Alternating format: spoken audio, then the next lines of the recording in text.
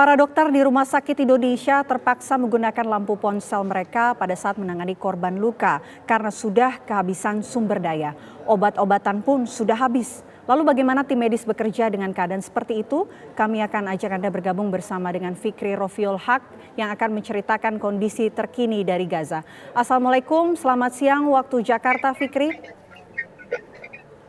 Waalaikumsalam warahmatullahi wabarakatuh. Selamat pagi waktu Gaza, Mbak. Oke, Fikri mungkin bisa ceritakan terlebih dahulu di tayangan sebelumnya juga kami mendapatkan informasi bahwa Anda ini sempat mencium bau wangi yang keluar dari salah satu jasad warga Palestina di sana. Ceritanya seperti apa, Fikri? Ya, jadi ceritanya ketika saya masih aktif mendokumentasi di area Rumah Sakit Indonesia saat itu memang sudah malam hari dan memang jasad-jasad korban memang pagi, siang, sore, malam terus berdatangan ke Rumah Sakit Indonesia.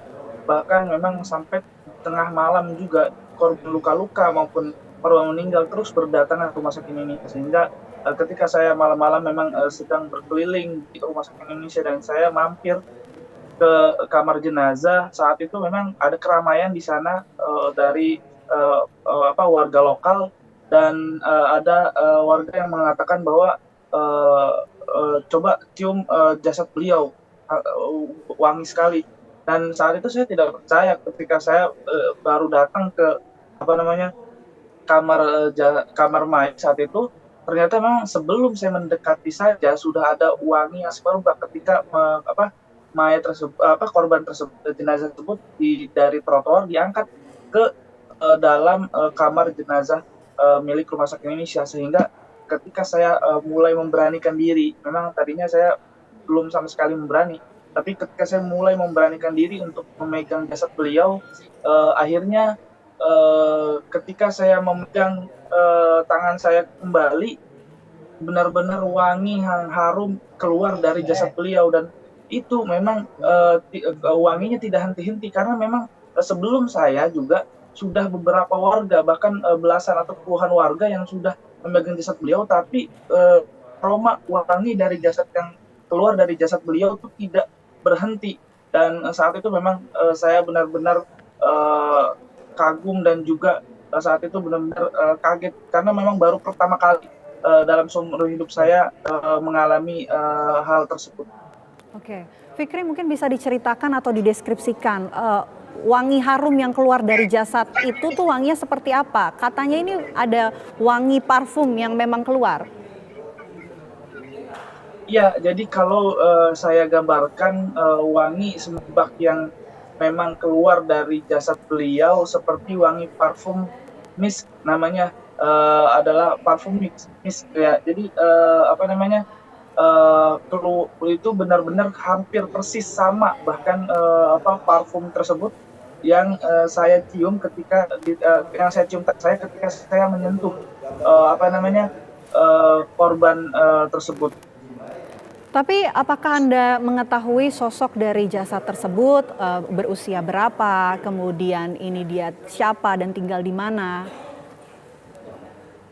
Ya, memang beliau namanya Mustafa, berusia 16 tahun, dan beliau ini Masya Allah, beliau ini sangat aktif mengaji dan juga kegiatan ibadah lainnya di masjid, dan juga beliau sangat benar-benar akur dan akrab dengan teman-temannya di sekitar. Dan sepengetahuan info yang saya dapatkan, memang beliau ini meninggal ketika beliau sedang ada di sekolahan PBB ataupun sekolahan pemerintah. Dan pada Jumat atau Kamis lalu memang pihak militer Israel menargetkan sekolah yang ada di jalur Gaza Utara, sehingga banyak korban yang meninggal di sana dan juga belasan atau puluhan korban luka-luka. Oke, baik. Fikri mungkin bisa memberikan informasi terbaru mengenai kondisi Rumah Sakit Indonesia di Gaza, Palestina. Kami juga mendapatkan informasi bahwa kabarnya ini kehabisan sumber daya. Seperti apa kondisinya?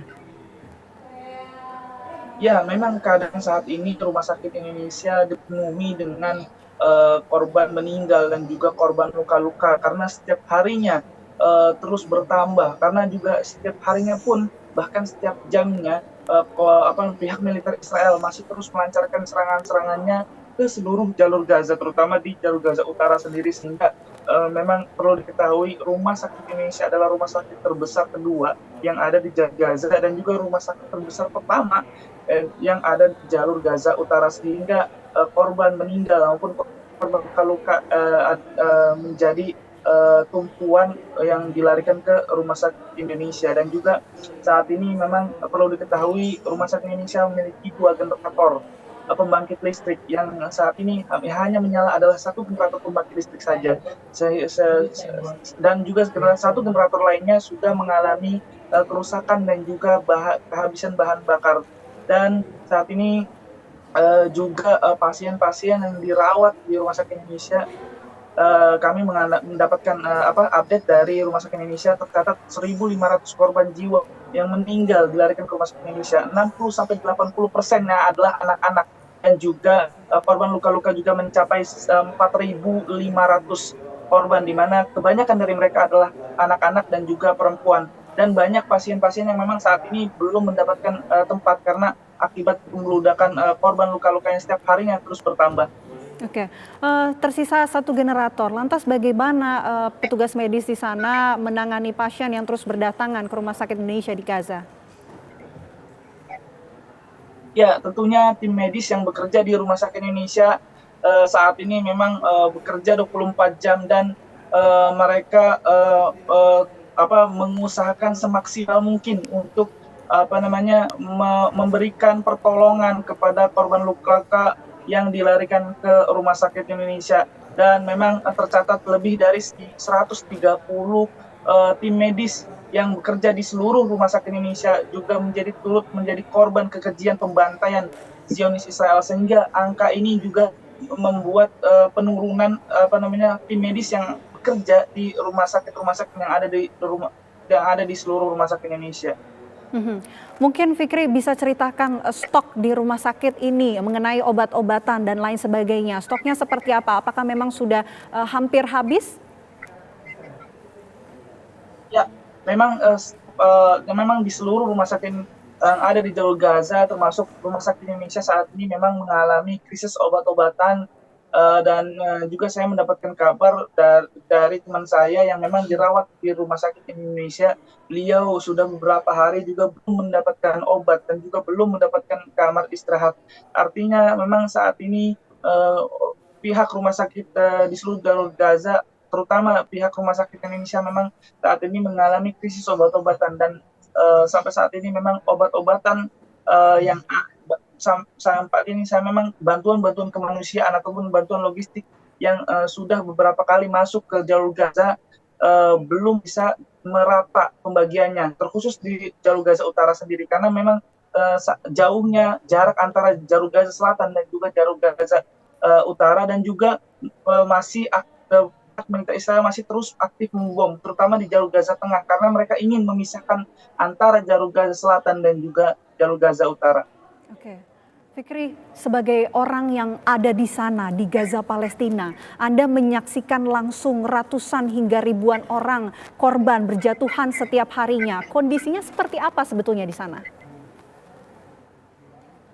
Ya, memang kondisinya saat ini memang sangat mencekam sekali, dan memang beberapa hari lalu juga pihak militer Israel masih terus melancarkan serangan-serangannya. Pada hari Selasa kemarin juga pihak militer Israel melancarkan serangan ke pasar Muaskar yang hanya berjarak 1 kilometer saja dari Rumah Sakit Indonesia, sehingga ratusan korban luka-luka dan juga kurang dari 100 atau kurang lebih 100 korban meninggal. Dan terjadi lagi keesokan harinya, hari Rabu, pihak militer Israel terus menargetkan kamp pengungsian yang ada di Jabalia, sehingga ratusan korban luka-luka dan juga korban jiwa yang dilarikan memang ke Rumah Sakit Indonesia tidak henti-hentinya.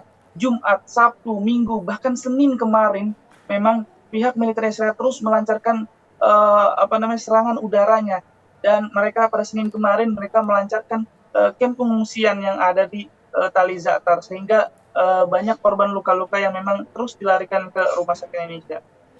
Kami Warga Indonesia cuma bisa mengirimkan doa dari Indonesia untuk semua rekan-rekan ataupun warga Palestina di sana. Semoga Fikri dan juga warga negara Indonesia di sana tetap sehat dan juga jangan lupa untuk jaga keselamatan. Terima kasih atas waktunya Fikri. Assalamualaikum warahmatullahi wabarakatuh.